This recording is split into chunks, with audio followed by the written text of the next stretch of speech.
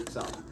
His talk is titled, Three Paths in Responsibility for the Other, Rabbi Sachs in Dialogue with Emmanuel Levinas and the Lubavitcher Rebbe. Please. Thank you very much. And thank you for everyone who helped organize this panel, especially Nathan and my co-panelists. Special thanks to the Faculty of Divinity at Cambridge for helping me being here.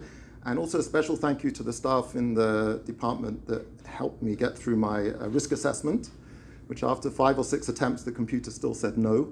And they somehow got around it and let me come. So it's good to be here. 2.5 years ago, or 3.5 years ago. 2.5 years ago. I can't remember how many years ago. When was the conference? I spoke then about, and I tried to argue that at a conference which spoke heavily about the influence of Rabbi Soloveitchik on Rabbi Sachs, that there is an underappreciation of the intellectual influence of the Lubavitcher Rebbe on Rabbi Sachs. And since then, I've worked through Rabbi Sachs's translations and adaptations of the Rebbe's Sichos in his book Torah Studies, and tried to show the intellectual project that develops in Rabbi Sachs's later works. And my name has been mentioned a couple of times, expecting that I'm going to say something similar. So to be contrary, today I'm going to argue ways in which they are distinct and very different, and ways in which I think Rabbi Sachs misunderstood the Rebbe and didn't fully appreciate some of his ideas. So in thinking about responsibility for the other, we are also forced to confront questions of individuality and collectivity. What kind of self can bear responsibility for another? What kind of other compels that responsibility? Must we all be mutually committed to be bound to one another? Or is responsibility born precisely in our irreparable difference? This paper offers a comparative reflection on 3 Jewish thinkers, Rabbi Jonathan Sachs, Emmanuel Levinas, and the Lubavitcher Rebbe, Rabbi Menachem Mendel Schneesen, who each place responsibility for the other at the heart of their moral vision. But while their language may occasionally overlap, the architecture of their thought is structurally distinct. I will argue that at the center of this divergence lies a conceptual fault line between mutuality on the one hand and asymmetry on the other. Or put more simply, is my responsibility for others premised on a common and mutual bond between us, or does it require an inequality where we acknowledge the superiority of the other?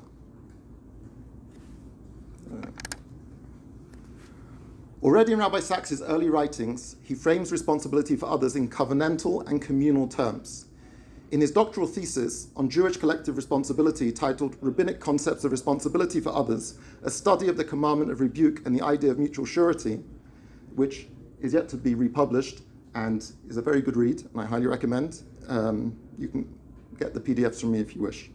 He draws upon the foundational principle of arevut. Kol Yisrael arevim zeh b'zeh. All of Israel are guarantors for one another. He interprets arevut as emerging from the covenant at Sinai, where each Israelite undertook a shared moral destiny. Responsibility for the other arises from being bound equally in the same covenant. As such, Sachs articulates a vision of responsibility that is mutual, reciprocal, and horizontal. We are all equally implicated in each other's moral fate, equally responsible, and therefore equally valuable. The supreme value of the other is recognized, but only within the terms of shared membership. The individual matters because they are part of the collective. Love and concern arise from covenantal belonging. In this system, obligation is grounded in mutuality. Sorry for the not being as good as Dov with the PowerPoints. I can't entertain you as much, and clearly a fail there. But anyway, you can see yourself. I'll go here as well. Things like that the command was indeed addressed to each individual as individual, and each agreed to pledge himself for security for the others, or for the people had undertaken to this extent to become a single moral identity. The sins of one might be attributable to all of the others. A systematic network of interrelationships was created, whereby each moral destiny became linked with many thousands of others. He continues, this is, in a broad sense, representative of the early rabbinic idea of the moral unity of the Jewish people, their inter-involvement. And the idea, and this is going to be critical for our later discussion of his approach to the Rebbe's response to this thesis, The idea is not a mystical one, that ontologically the people of Israel constitute one individual self. It is a moral one. So I'm going to come back to this a bit later, but it's important to note it because I don't want to have to get back to this slide. But Rabbi Sacks is clear that in his thesis he's trying to argue for a moral and ethical stance, not an ontological stance, about the unity and oneness of the Jewish people. And he does bring rabbinic sources, particularly from Rabbi Shimon Bar Yochai, which seems to imply this mystical union, but he argues that is a minority view, and the majority of the rabbinic view moves to a moral one, not a mystical one. Now, this approach to covenant became a hallmark of all of Rabbi Sacks's later work. And that's why I think it's ideal that there should be, I don't know if anyone from Koren is here, but it should be on the agenda to publish the PhD, I think, as a book, because I think it would be very important for researchers to see how it is foundational to so much of the later works. And I think especially you can find this in his books One People and, of course, The Dignity of Difference. Now, paralleling similar critiques of a contractual society leveled by communitarian thinkers such as MacIntyre, Rabbi Sacks developed a notion of responsibility for the other that attempted to move beyond self-interests. Contracts are about I, for example, towards an ethic which is about you and I coming together to form a we. He does not diverge in any meaningful way from contractarian ideas of mutuality and reciprocity, however. This idea of reciprocity is a dominant and defining feature of contractarian approaches, which he is critiquing. Thomas Hobbes remarks that man must be contented with so much liberty against other men as he would allow other men against himself. Similarly, Rousseau's conception of the general will is emphatically symmetrical in design. This condition equal for everyone, thus no one has an interest in making it burdensome for the others. More recently, John Rawls maintains of his own theory of justice that the circumstances of the original position designed to ensure the symmetry of everyone's relation to each other, such that no one has a reason to acquiesce in an enduring loss for himself. And whilst covenantal thought successfully shifts the emphasis away from self-interest, it doesn't try to undo the importance of mutuality and reciprocity. So we see in his final work, Morality, a maintaining of this idea of mutuality that isn't subsumed in this moving away from self-interest. A covenant creates a moral community. It binds people together in a bond of mutual responsibility and care.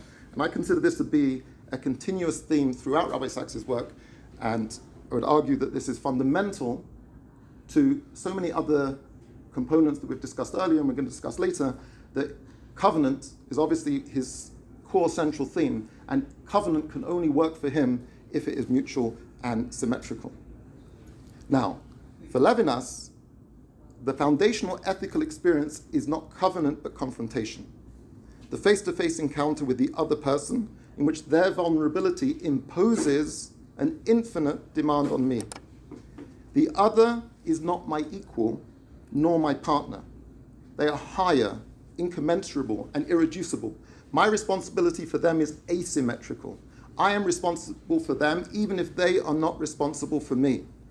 Now, Mikra Moli Dibba Hakosov, where to quote from Levinas to bring out this point, but all over, but I thought it is as if the other established a relationship, or a relationship were established whose whole intensity consists in not presupposing the idea of community. Very non-communitarian. It is the responsibility of a hostage. Not only are we responsible for everyone else, but we are also responsible for everyone else's responsibility. I always have myself one responsibility more than the other, for I am still responsible for his responsibility. This is an ethics without reciprocity. The other does not need to be part of my group, covenant, or shared destiny. Importantly, Levinas insists that this asymmetry is not a moral failure to be corrected, but the very condition of ethical subjectivity. I become a self not through autonomy, but through my radical responsibility for the other. So thank you everyone for the previous papers who've helped bring out that contrast. Now I just wanted to make a point about Rabbi Sacks and Levinas, which has been discussed earlier as well. Although in an interview Rabbi Sacks says he was deeply influenced by Levinas, I don't see any evidence in his work that he engaged in any deep engagement with Levinas's philosophy. And I don't see that as a criticism. I think it would be very strange for a Cambridge philosopher to be able to cross that bridge. Anyone who's familiar with the philosophy department in Cambridge would know that it's very averse to anything outside its very limited curriculum. And I think, especially at the stage in life where these works were being translated into English, Rabbi Sachs was extremely busy, and the idea that he would learn the new language of Levinas, I think, is unlikely. So the attempt to sort of align Levinas with Rabbi Sachs, I think, is going to be very, very difficult, and I see them as being quite distinct in this respect. So I think there appears to be a stark divide between Rabbi Sachs and Levinas on this question of mutuality and reciprocity. The least extreme expression of this idea in Levinas that I have found that can place him in closer dialogue on this issue with Rabbi Sachs is in his Talmudic reading, The Pact, found in the book In Beyond. Oh, that's not supposed to be there. Oh, that one. Oh, so I already did it. So I've already done that, right? But here he sort of he opens himself up to the possibility that the other person might have a responsibility for me too. Kol Yisrael Arivim Zeh B'Zeh. But it always will fall out that there will be a surplus of responsibility on my part towards the other. Okay, let's move on to the story of the thesis and the Rebbe. So in 1978, Rabbi Sachs made his second visit to the Rebbe. Most of the discussion that you find in his writings surround his first meeting of 1968. In 1978, he returned and discussed a range of issues. And one of them was his intention to do a PhD. And the Rebbe was interested and asked him that when he finishes, he should send him a copy as he would like to read it. He didn't think that was something the Rebbe would really want to do. He thought the Rebbe was just being polite. However, he was encouraged to send it, and he sent the 400-page thesis to the Rebbe. And he received a handwritten response by the Rebbe. It's an old photocopy that someone took. Rabbi Sachs lost the original notes, so we only have this. But underneath you can see the pinuach. The first comment was the Rebbe's disapproval of the use of the word rebuke in general, as it may imply to somebody that something negative, which would be the opposite of v'ahavta l'reacha kamocha, and one should be very careful not to use words that imply that Judaism would in any way be negative or derogatory to another Jew. And the very strong words, v'adarabba b'toravu mechanech kedai sheyaresh hayitachen v'chuli. And the Rebbe points out, of course I read chapter 3, where you try to deal with this issue, but still the title says it all, and you could have chosen a better word. But the point we're going to pick up on is the last comment, Lepelish lehevi Tanya perik lamed beis. So the Rebbe was surprised that he didn't quote chapter 32 of Tanya, which is devoted to the mitzvah of love of a fellow Jew, and talks all about the unity of the Jewish people and how it's possible to love every Jew unconditionally. In the year after the Rebbe's passing, Rabbi Sachs gave a memorial lecture, which then later got titled The Mystical Covenant, where he tried to address this issue. He said he found it very confusing why the Rebbe wanted him to include chapter 32, which is from a work of Chassidus, when his work was on rabbinic thought. And as you can see, Rabbi Sachs turns towards this mystical idea of the unity of souls. And he believes that the Rebbe was trying to imply that the whole premise of Jewish responsibility is rooted in the idea of the unity of souls. That when you love another Jew, it's not as yourself, but because he is yourself. Now, this initial interpretation Rabbi Sachs offers is instructive. He treats the Rebbe's intervention as an invitation to deepen his legal argument with mystical meaning. He rereads Tanya 32 as a theological grounding for the same mutual responsibility he had described. We are all one soul. And so my care for you is not about your difference, but about our essential unity. But in doing so, Rabbi Sachs does not so much alter his framework as he doubles down on it. The mystical layer is brought in to bolster the principle of mutuality. We are responsible for each other because we are spiritually indistinct. At the level of the soul, we are all the same. In other words, even as Rabbi Sachs embraces the Rebbe's critique, he interprets it as a confirmation of his original premise, that responsibility arises from mutuality and a certain sameness. The mystical foundation in his reading becomes another expression of covenantal equality, not a challenge to it.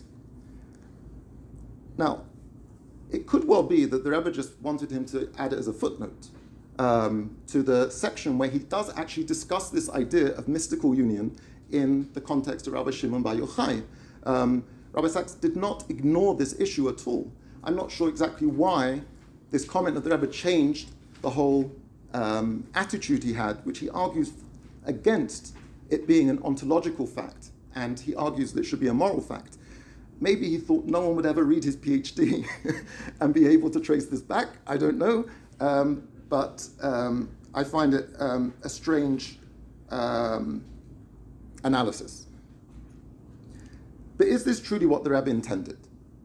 The answer I want to suggest becomes clearer when we examine an example of how the Rebbe himself reads Tanya 32. He explores the paradox of a ritual. In his Likutei Sichot commentary on Pashat Bahalotcha from 1980, the Rebbe offers a complex pilpul on the relationship between the individual, the Yachid, and the collective, the Tzibur, in a range of Talmudic and halachic contexts, using the Korban Pesach from the week's Parsha as his framework. He explores the paradox of a ritual that is both individual and communal, arguing that Judaism preserves both dimensions without collapsing one into the other. Towards the end of the essay, he moves to apply his findings to the mitzvah of Ahavat Yisrael. Drawing explicitly on Tanya 32, the Rebbe insists that while the Jewish people form a united spiritual entity, this unity does not negate the value of the individual. On the contrary, the soul's rootedness in God confers infinite worth on each person, not because they are a part of the whole, but because they are irreplaceable in themselves. Here, responsibility is not grounded in sameness, but in the irreducibility of the other. Love of the other arises not from mutual identification, but from the divine within them, a divine spark that cannot be exchanged, replicated, or absorbed into any general category. The mystical unity of souls in Tanya, as interpreted by the Rebbe, does not flatten difference, as Rabbi Sachs suggests. It deepens it. And so the Rebbe's reading of Tanya 32 can be seen as closer to Levinas than to Rabbi Sachs, although of course not identical. So we can now sharpen the contrast. For Rabbi Sachs, responsibility emerges from mutuality, shared covenant, shared belonging, shared destiny. The model is symmetrical. The individual matters within the web of communal obligation. The other is a fellow citizen in the covenant. For the Rebbe, especially as seen in the quoted Sikha, responsibility emerges from difference. We are one, but only because each of us is a fragment of the divine. The unity of souls is not the erasure of difference, but its spiritual ground. The other matters not just because they are like me, but because they are uniquely of God. This is a mystical asymmetry. The other is beyond me, even as we are bound. For Levinas, the asymmetry is even more radical. The other does not need to be my people, my covenant, or even my tradition. Their face alone demands my care. My ethical identity begins in their need. I am never their equal. I am always more responsible than anyone else. So in conclusion, all three thinkers speak in the language of responsibility. All three reject the isolated, autonomous self of modern liberalism. But what they mean by responsibility and how they arrive at it should be appreciated as distinct. Rabbi Sachs' vision is bound by the logic of mutuality, and his system cannot fully contain the asymmetrical ethics of Levinas nor the mystical individualism of the Rebbe. Thank you. Of the participants, of the presenters.